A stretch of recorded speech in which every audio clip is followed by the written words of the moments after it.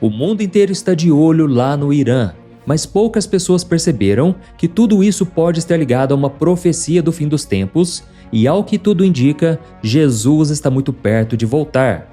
Manifestações se espalhando pelo país, repressão pesada, mortes, prisões, internet sendo cortada, um regime pressionado como não se via há muito tempo. O país está num ponto de tensão tão grande que se tornou assunto diário nos jornais do mundo inteiro.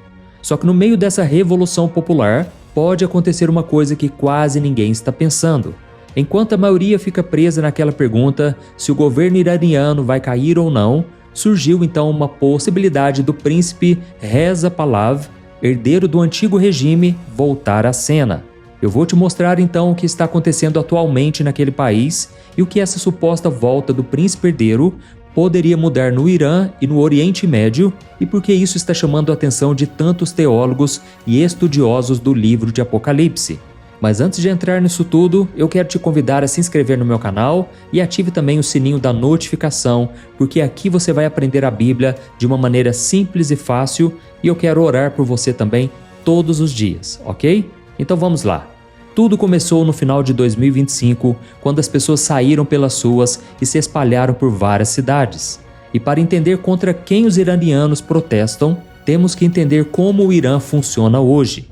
O país é uma república islâmica, o modelo teocrático que nasceu em 1979. E no topo da pirâmide está o líder supremo, o Ayatollah Ali Khamenei, que manda mais do que qualquer presidente e tem a palavra final sobre segurança, justiça e os rumos do país. Ou seja, ele é um ditador. E abaixo dele está o presidente, hoje Massoud Pezeshkian, mas ele não é o dono do poder no modelo iraniano.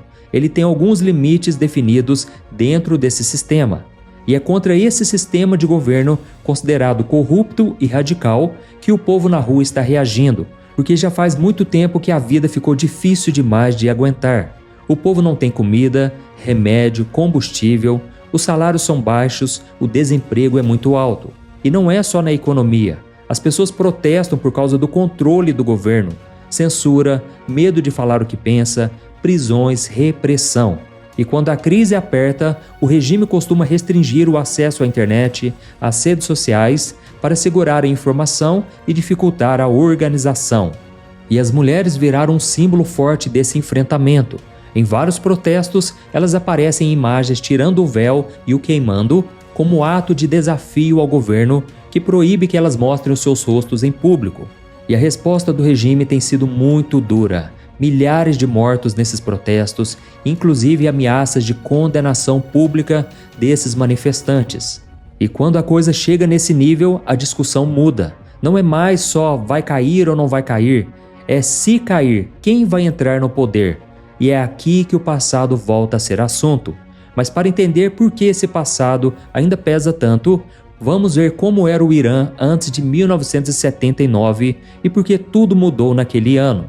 Naquele tempo, o Irã era uma monarquia governada pelo Mohammad Reza Pahlavi. Era um país alinhado ao Ocidente, com relações diplomáticas abertas, economia ligada com o restante do mundo e uma postura política muito distante do discurso radical que viria depois. Teherã era uma cidade moderna, universidades funcionando, mulheres circulando sem imposição religiosa do Estado, imprensa com mais espaço e um governo que apostava numa ideia clara: modernizar o país e colocá-lo como grande potência naquela região. E uma outra coisa interessante é que o Irã e Israel tinham uma relação direta. Havia cooperação, comércio e diálogo político. O Irã não era inimigo declarado de Israel. E isso mudou depois da Revolução. Agora, isso não significa que o regime do Reza Pahlavi fosse amado por todo mundo. Existia concentração de poder, repressão política, desigualdade social e uma parte da população profundamente insatisfeita. O país crescia, mas não crescia igual para todos. O detalhe é que naquele momento ninguém imaginava o que viria depois. A insatisfação pedia uma mudança, só que a mudança tomou outro rumo. E é exatamente aqui que a história vira de cabeça para baixo. Porque em 1979 o Irã não trocou apenas de governo, trocou de modelo, de identidade e de direção. O país deixou de ser uma monarquia e passou a ser comandado por um sistema em que a religião e o Estado caminham juntos. E fora do país, o Irã adotou uma postura de confronto com o Ocidente e de inimizade aberta contra Israel, o que trouxe problemas pesados e um impacto direto na vida da população. Com o tempo, esse conjunto gerou um desgaste muito grande. Muita gente vivendo na pobreza, perseguição aos que eram contra o regime e uma geração mais jovem que já não aceita mais as regras dessa ditadura. E a peça do passado que reapareceu nessa conversa é Reza Pahlavi. Ele cresceu com a expectativa de que um dia seria o sucessor da monarquia iraniana, mas ele teve que fugir da sua terra quando a sua família foi derrubada do trono. E desde então, ele vive fora do Irã, sem cargo oficial e sem o controle sobre o país. E com o tempo, Reza Pahlavi se estabeleceu nos Estados Unidos, vivendo há décadas em um ambiente totalmente diferente do Irã atual. Outra cultura, outra realidade social, outro tipo de liberdade e uma outra forma de fazer política.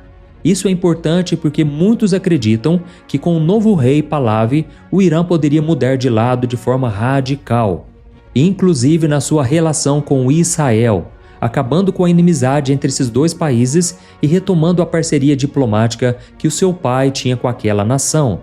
Ou seja, irmãos, isso poderia mexer completamente no equilíbrio do Oriente Médio, porque o Irã não é um país pequeno, ele tem influência regional, tem alianças, tem alcance, e uma mudança de postura no Irã teria efeito em cadeia. E é aqui que muitos começam a ligar com a profecia da Bíblia, não porque política salva o mundo, mas porque na leitura da palavra de Deus, Israel tem um papel central nos acontecimentos finais. Desde o início até o fim, Israel aparece como o centro das coisas que vão acontecer até a volta de Jesus. Então, quando alianças se formam ou se rompem em torno dessa nação, isso sempre chama a atenção de quem conhece a palavra. E um outro ponto importante, a Bíblia chama aquela região do Irã de Pérsia, e a Pérsia não aparece nas Escrituras como inimiga declarada de Israel. Pelo contrário, em momentos decisivos, Deus usou reis persas para permitir a restauração do povo judeu. Por isso, quando surge a possibilidade de um líder persa mudar completamente a postura do país e se aproximar de Israel, quem entende sobre o fim dos tempos já liga um alerta. E é nesse contexto que entra aquela profecia de 1 Tessalonicenses, capítulo 5, versículo 3, que diz que quando disserem, agora sim existe paz e segurança, então de repente virá uma grande destruição. Ou seja, quando todo mundo pensar assim, agora o mundo vai entrar nos trilhos, agora tudo vai começar a viver em paz, é aí, irmãos, que precisamos ficar mais atentos. Não porque a paz em si seja errada, mas porque essa sensação de controle e estabilidade vai criar um falso descanso. E de acordo com a Bíblia, é nessa hora que o anticristo vai entrar em cena para governar o mundo. Eu sei que nesta hora tem muita gente pensando, o regime atual do Irã vai cair e o príncipe herdeiro vai assumir, podendo trazer uma suposta paz. Mas não é tão simples assim, porque o Irã hoje não é uma monarquia. É uma república teocrática com estrutura de poder, forças internas e disputa. E uma mudança real exigiria uma transição enorme, complexa, sustentada por muita coisa além de um nome.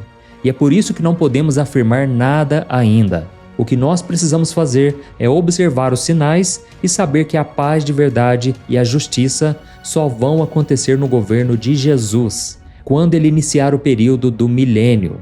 O próprio Cristo disse que nós ouviríamos falar de guerras e rumores de guerras, e ele já avisou, não se assustem, pelo contrário, quando vocês perceberem todos esses sinais, é hora de erguer a cabeça, porque a nossa redenção está próxima. Amém?